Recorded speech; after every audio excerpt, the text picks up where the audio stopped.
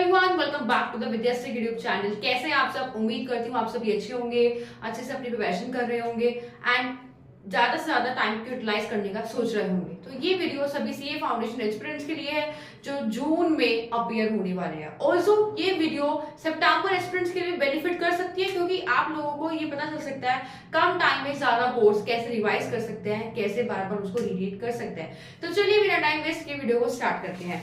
Number 1 हम discuss करने जा रहे हैं इस वीडियो में लास्ट 45 डेज स्ट्रैटेजी। तो इस स्ट्रैटेजी को हम इफेक्टिव कैसे बना सकते हैं इस वीडियो में बात करने वाले हैं। नंबर 1 जो हमारी प्रायोरिटी होनी चाहिए, it is all about study mat.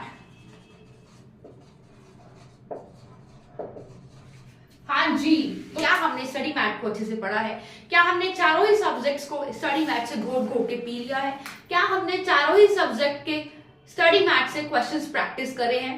क्या हमने हर एक न्यूमेरिकल, हर एक थ्योरी का क्वेश्चन अच्छे से प्रैक्टिस किया है? तो ये तो आपको ही पता होगा कि आपने अपनी प्रिपरेशन कैसे की है। स्टडी मैट अगर आपका पूरी तरह से कवर हो गया है, आपने एक एक क्वेश्चन को अच्छे से कवर कर लिया है, आपका एक एक कॉन्सेप्ट क्लियर है, तो कोई दिक्कत वाली बात ही नहीं है। ऑब्वियसली आप 40 डेज में सीए फाउंडेशन को आराम से क्रैक कर लेंगे। क्या आपने ये सोचा है कि अगर मैंने स्टडी मैट को अच्छे से प्रिपेयर नहीं किया है बट स्कैनर को कर लिया है, पीवाईक्यूज, आरटीपीज, एमटीपीज कर लिए, तो तब भी चांसेस कम रहते हैं पास होने के, क्योंकि जो आपका बेस है ना वो आपका स्टडी मैट है। अगर आपने स्टडी मैट पर कमांड अच्छे से बनाई थी और अच्छे से बना रहे हैं, बार बार उसको रिवाइज कर रहे हैं, तो कोई प्रॉब्लम ही नहीं है।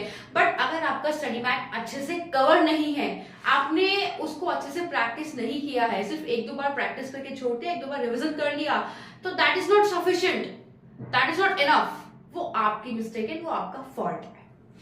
स्टडी मैट से खाली स्टडी मैट को पढ़ना ही मतलब नहीं होता। क्या क्या होता है कि आपने इसको अच्छे से रिवाइज भी किया है, आपने इसको अच्छे से प्रैक्टिस भी किया है। ये आपका स्टडी मैट का मतलब होता है।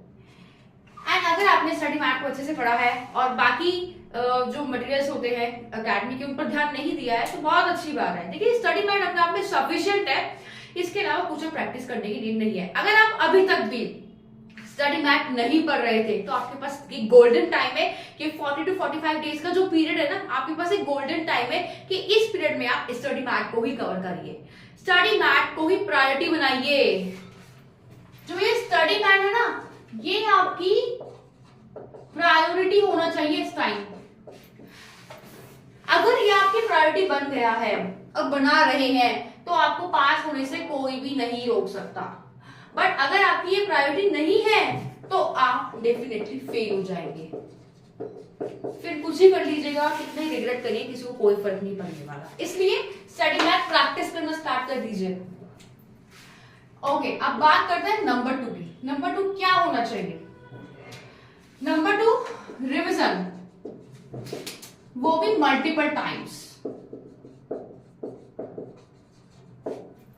अगर आपने स्टडी मैट से पढ़ लिया है एंड आप रिवीजन कर रहे हैं, आप एक बार कर चुके हैं, 2 बार कर चुके हैं, फिर आप सोच रहे हैं कितनी बार रिवाइज करूं, जितनी बार रिवाइज कर रहा हूं उतनी बार कॉन्सेप्ट भूलता जा रहा हूं। तो ऐसा कुछ नहीं होता है।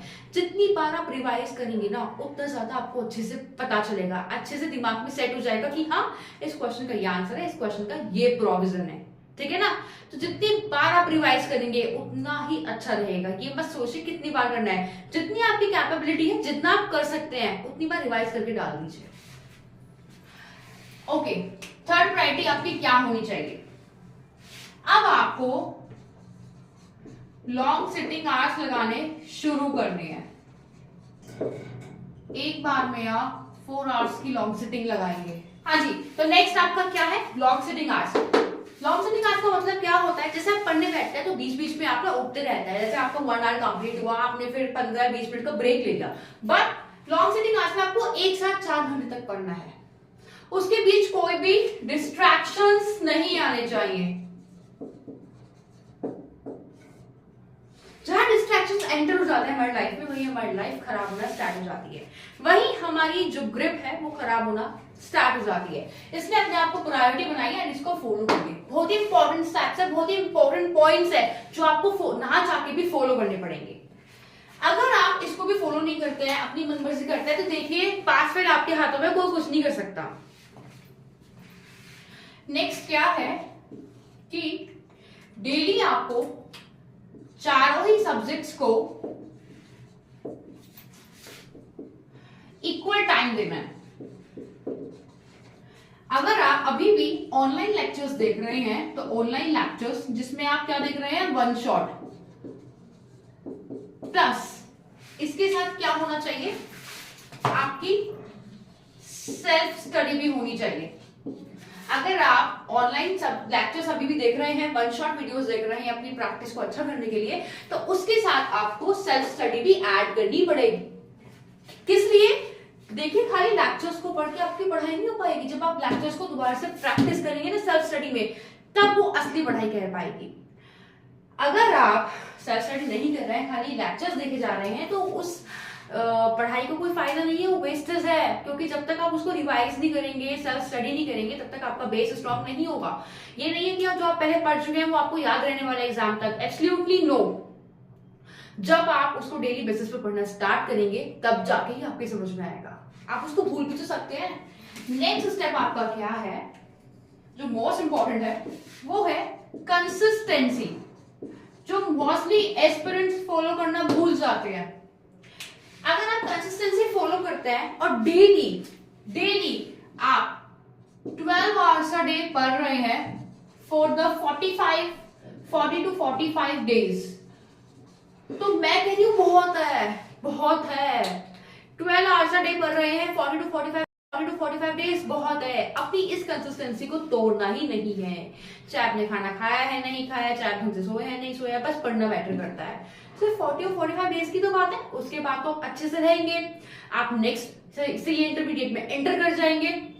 इसके लिए तो आप थोड़ा सा सेक्रीफाइस कर ही सकते हैं, थोड़ा सा स्ट्रगल करना तो बनता ही है अच्छी पोस्ट पर जाने के लिए। क्योंकि आपको पता है सीए बनने के बाद के जो जो सीए इंटरमीडिएट क्रैक करने के बाद का सुकून होता है, वो अलग ही लेवल का होता है, जो कोई मैच नहीं कर सकता। इसलिए जब आप प्रोफेशनल कोर्स में एंटर हो ही गए हैं, तो आपको पास होकर निकलना भी पड़ेगा। एक बात पर मत अटकिए कि अगर फर्स्ट अटेम्प्ट में नहीं हुआ तो हम सेकंड में क्लियर कर लेंगे। वो बाई चांस हो जाता है कि एक दो नंबर से कोई रह जाता है, बट आपको पूरा ट्राई करना चाहिए कि हम फर्स्ट अटेम्प्ट में ही क्लियर करेंगे।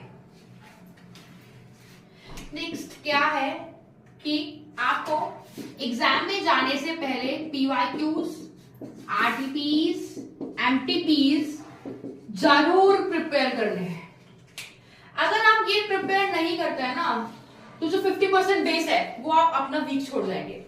बट अगर आपने स्टडी मैथ को अच्छे से पढ़ा है और आरटीपीज, एमटीपीज को अच्छे से प्रैक्टिस किया है, अगर आपने स्टडी मैथ को अच्छे से पढ़ा है और आपने पीवाईक्यूज, आरटीपीज और एमटीपीज को अच्छे से प्रैक्टिस करा है लिख लिख के, तो भाई आपको पास होने से कोई नहीं रोक सकता। आपके आराम से 300 प्लस नंबर आने वाले हैं अगर आप इस स्ट्रैटेजी को फॉलो करते हैं। ये टाइम पास स्ट्रैटेजी नहीं है, ये ट्राइड एंड टेस्टेड है। अगर आप इसके हिसाब से चलेंगे ना, इसके अकॉर्डिंग चलेंगे, तो बहुत बेनिफिट पे रहेंगे। अगर अपनी मर्जी करते रहेंगे, फिर से वही बात, वो आपके हाथ में है पास या फेल। इसके बाद का क्या स्टेप होना चाहिए, एंड वो ये है कि आपको रेगुलर टेस्ट देने हैं। उसका भी एक सोल्यूशन है मेरे पास। देखिए, मोस्टली स्टूडेंट्स ऐसे हैं जो सेल्फ स्टडी कर रहे हैं, वो कहीं से कोचिंग नहीं ले रहे, तो वो टेस्ट कैसे देंगे रेगुलर? उसका सबसे बेस्ट सोल्यूशन ये है कि जो आपके ये पीवाईक्यूज, आरटीपीज और एमटीपीज है ना, इनको ही टेस्ट मान के प्रैक्टिस करिए। वो भी कैसे करेंगे प्रैक्टिस? कैसे करेंगे? बहुत इजी, टाइमर लगा के प्रैक्टिस करिए भाई। फोन में टाइमर लगा लीजिए, अलार्म लगा लीजिए कि मुझे 3 घंटे में लॉ एंड अकाउंट्स का पेपर फुलफिल करना है, मुझे 2 घंटे में इको एंड मैथ्स का पेपर पूरा करना है। ये आपके ऊपर डिपेंड है कि आप कैसे इसको सॉल्व करेंगे। तो अपने आप से कोई बहाने मत बनाइए, आप चाहते हैं तो आप बहुत कुछ कर सकते हैं, ठीक है ना? वो आपकी विल पावर के ऊपर डिपेंड है। अगर आपको रेगुलर टेस्ट देने ही है और आप सेल्फ स्टडी वाला एस्पिरेंट है, आपने कहीं से कोचिंग नहीं ली है, तो go with this will be the best reason for you, best option for you. PYQs, RTPs and MTPs इतने हैं, बहुत है। प्रैक्टिस कर करके थक जाएंगे, लेकिन पेपर को ढूंढते नहीं थकेंगे। इतने सारे प्रीवियस पेपर्स आईसीआई ने अपलोड किए हुए अपनी साइट पर। जो करंट आएंगे वो भी आपको आरटीपीज, एमटीपीज प्रैक्टिस करने हैं, और जो प्रीवियस वाले हैं वो भी आपको प्रैक्टिस करने हैं। हाँ, ऐसा है कि आईसीआई ने न्यू चैप्टर्स इंक्लूड कर दिए हैं, बट जो ओल्ड है वो तो प्रीवियस वाले में मिल जाएंगे ना, प्रीवियस वाले आरटीपीस एमटीपीस में भी मिल जाएंगे। तो इसलिए जितना आपको मिल रहा है उसका बस आप यूज करते जाइए, जो मिल रहा है उसको यूज करिए। और हाँ, सबके लिए एक मेन एडवाइस ये है कि मॉर्निंग टाइम में पढ़ना स्टार्ट कर दीजिए। जो मॉर्निंग टाइम होता है, जो ब्रह्म मुहूर्त का टाइम होता है, which is about 4 to 7 AM, ये जो टाइम होता है ना, इसमें जो वाइब्रेशंस होती है बहुत हाई होती हैं। वाइब्रेशंस इन द सेंस, जब आप पढ़ते हैं ना, और जो भी आप पढ़ते हैं वो आपको बहुत अच्छे से समझ में आता है। अंडरस्टैंडिंग पावर बहुत अच्छी होती है इस टाइम पर।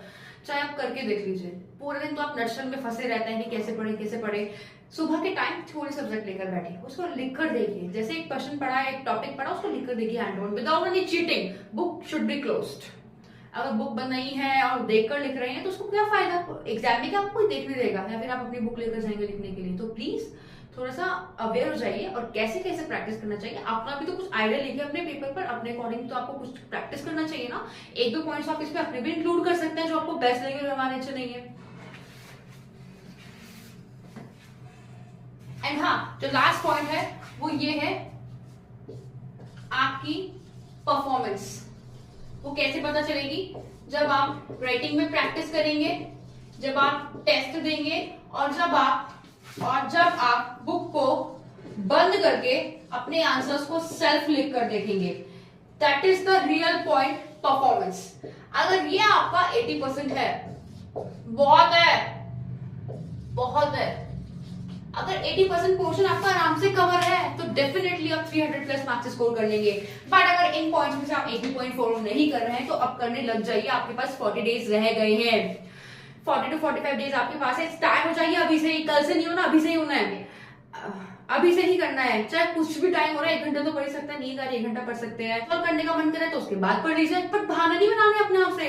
अब घर में रहिए 40 to 45 डेज, कहीं नहीं जाना, कोई पार्टी वार्टी नहीं करनी, कहीं मूवी देखने नहीं जाना, कहीं डिस्ट्रैक्शंस के बीच में जाना, कोई सोशल मीडिया प्लेटफॉर्म नहीं यूज करना। जब तक एग्जाम्स नहीं हो जाते सीए फाउंडेशन के, अपने मन को मार के रखिए कि तू निकलेगा तो पास होकर निकलेगा, नहीं तो तू अगले अटेम्प्ट की तैयारी करेगा। This should be the motive for all the CA aspirants, especially who are repeaters and who are appearing first time in CA Foundation exams. If you have any query left, you can ask it on our Telegram channel without any hesitation, without any second thought. Don't worry, your all questions will be answered. इस बात की चिंता मत करिए कि अगर मुझे reply नहीं मिला, मैं पूछने लगी तो सामने वाला क्या बोलेगा। Nothing like that. अपने आप से मतलब रखिए।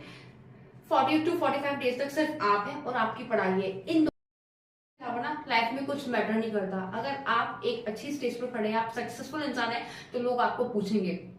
बट अगर आपका कोई गोल ही नहीं है, आपका कोई एम ही नहीं है कि मुझे कुछ बनना है, तो कोई आपको नहीं पूछेगा। आप हमेशा दूसरों के पीछे खड़े रहेंगे। और अगर आपको दूसरों का बोझ बनना है तो उसके लिए आपको पहले खुद का बोझ बनना पड़ेगा, खुद को प्रायोरिटी बनाना पड़ेगा।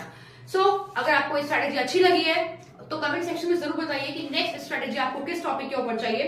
बाकी इस वीडियो को लाइक करिए, इस वीडियो को ज्यादा से ज्यादा शेयर करिए, एंड हमारे चैनल को सब्सक्राइब करना ना भूलें। Thank you.